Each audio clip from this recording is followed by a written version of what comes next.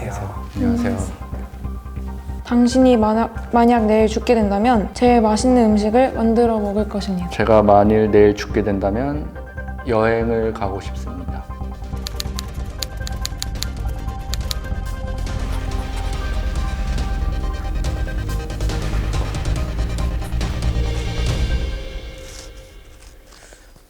당신의 이름은 김희수입니다. 당신의 이름은 김희섭입니다. 당신의 나이는 25살입니다. 27살입니다. 당신의 직업은 기타 연주자입니다.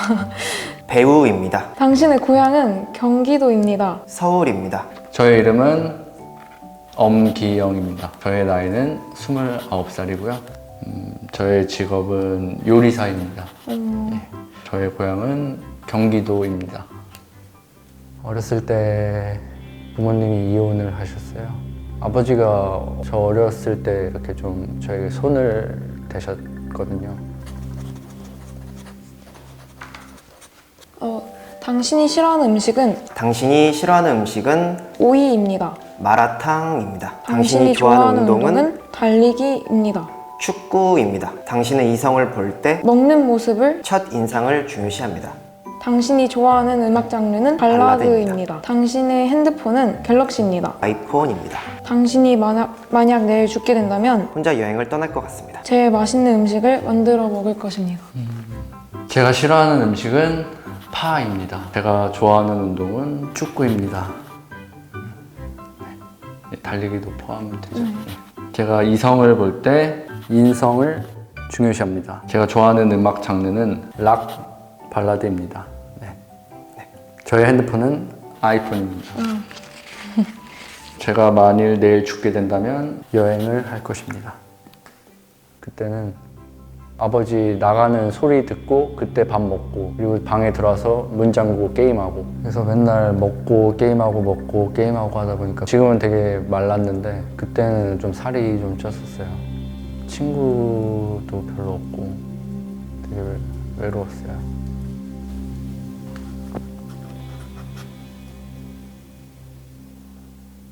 당신이 지하철에 앉아 있었는데 할머니께서 앞으로 다가오신다면 만약 자리가 없으면 비켜드릴 것입니다. 자리를 양보해 드릴 것 같습니다. 누군가 당신에게 손가락 하나를 자르는 대신 10억을 준다고 한다면 할 것 같습니다. 자를 것 같습니다.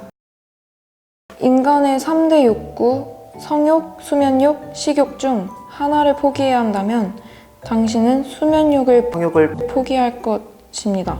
길 가던 중 누군가 당신에게 시비를 건다면 길 가던 중 누군가 당신에게 시비를 건다면 무시할 것입니다. 피할 것 같습니다. 제가 지하철에 앉아있는데 할머니가 앞으로 다가온다면 자리를 양보할 것입니다. 누군가 저에게 손가락 하나를 자르는 대신 10억을 준다고 한다면 못할 것 같습니다.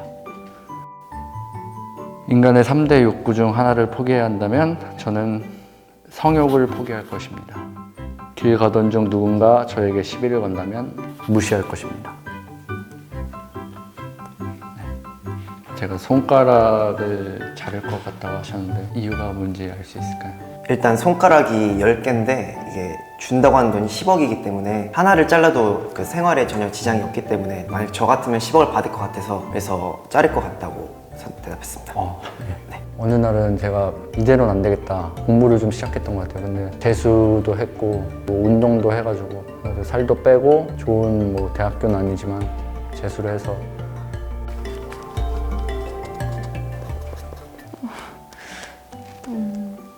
당신이 가장 힘들었던 경험은 꿈을 이루려고 노력했던 것입니다. 군대 간 것 같습니다. 당신이 살면서 가장 후회하는 일은 여러 시도를 해보지 않은 것입니다. 왠지 첫사랑을 놓친 것 같습니다. 제가 가장 힘들었던 경험은 되게 이쁜 친구가 하나 있었어요. 마음도 이쁘고 얼굴도 이쁘고 저는 그런 감정을 처음 느껴본 것 같아요. 그 친구를 너무너무 좋아하게 됐죠. 근데 또 소심해서 제가 앞에 가면 어려움되고 막 교도소 복역입니다.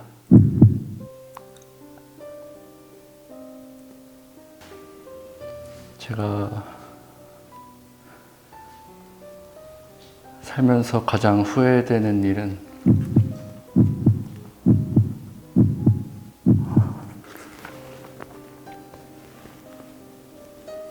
제가 살면서 가장 후회되는 일은 살인입니다.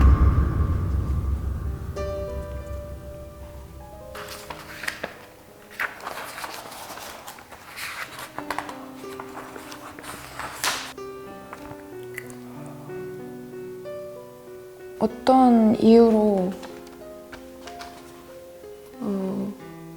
가장 마지막 게 좀 충격적이어서 여쭤보는 건데요. 어떤 이유로 살인을 저지르시게 된 건지. 아까 그 과거에 그 실수를 하셨다고 하셨는데 그거 실례가 안 된다면 어떤 이유로 어떻게 실수를 하셨는지가 궁금합니다. 제가 정말 좋아하는 친구가 있었는데 네. 되게 안 좋은 일이 있었어요. 제가 정말 좋아하는 그 친구와 과 선배가 이제 둘이 사귀게 된 거죠. 저는 되게 그 과 선배가 너무 미웠어요. 그래서 너무 힘들었어서 술을 좀 먹었는데 감정이 서로 격해져서 정신을 깨고 보니까 감당할 수 없는 일이 생겼더라고요. 유족들에게는 제가 정말 무슨 어떻게 해도 이거는 정말 제가 죄송한 거라고, 물론 그거에 용서를 받지 못하겠지만 제가 정말 죄송합니다 라고 해서 유족들한테 사과를 했고, 제 마지막 말에 어떻게 생각하시는지 들어보고 싶습니다.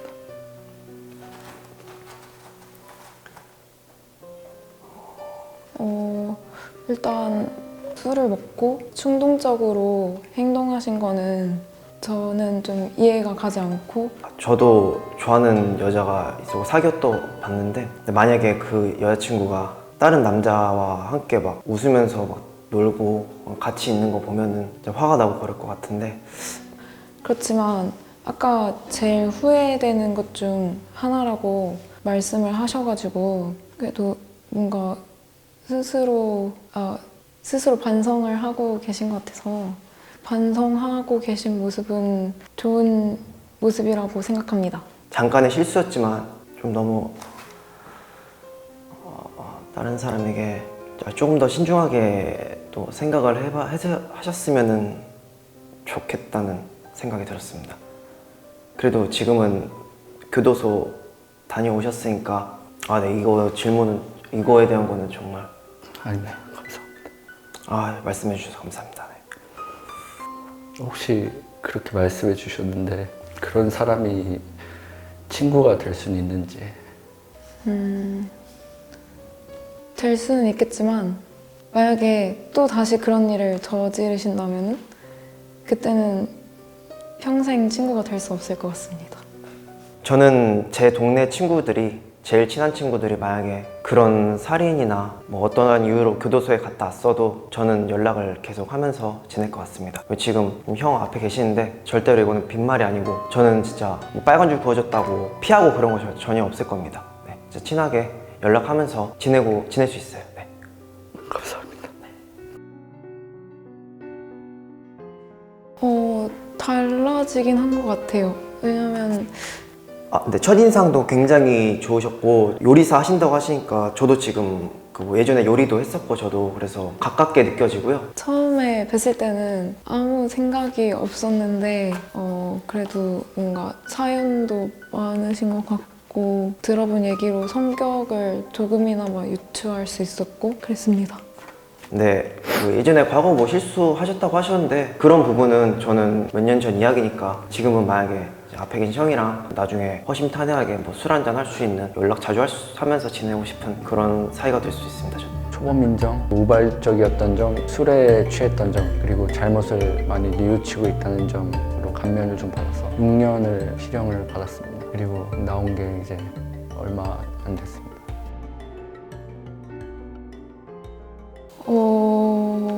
지금은 맨정신이시니까 그렇게 느껴지는 않지만 아니요, 일단 정말 외모가 정말 그렇게 엄청 세 보이시지도 않고 그런 걸로 전혀 그런 거 없었습니다. 만약에 이분이 술에 취하신 상태로 만나게 된다면은 조금 그런 감정을 느낄 것 같습니다.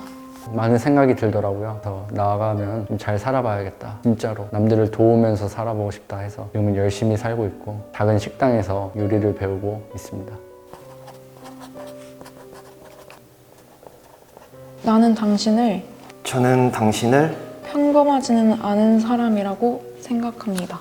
과거에 실수가 있었지만 과거를 뉘우치고 평범한 직장을 다니며 후에 결혼하여 평범한 가정을 꾸릴 수 있을 거라고 생각합니다. 사실은 저는 살인자가 아닙니다. 네? 몰래카메라였습니다. 아, 네, 아닙니다. 아 정말요? 네. 예. 형! 아 진짜!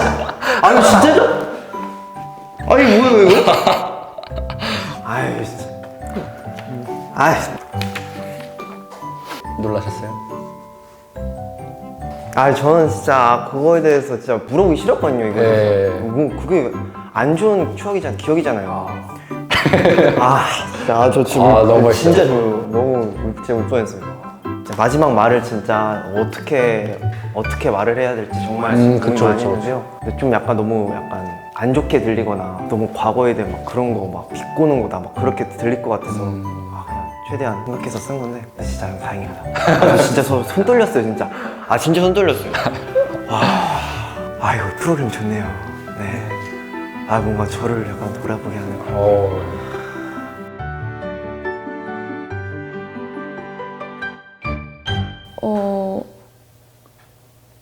몰카인가? 아 진짜 저 굉장히 일단 놀랐고요. 그 상처 받으시지 않게 신뢰가 안 되게끔 최대한 말씀을 드렸는데 굉장히 일단 조심스러웠던 것 같아요. 근데 너무 막 이렇게 손을 부들부들 떠시면서 눈물 날 것처럼 이렇게 하셔서 진짠가? 무섭지 않았습니다. 조금 무서웠어요. 약간 일단은 제가 여기 온 거 자체가 약간 조금 혹시 모르니까 약간 그런 마음을 가지고 왔었는데 약간 그렇게 말씀하셔서 뭔가 약간 경직됐던 것 같습니다.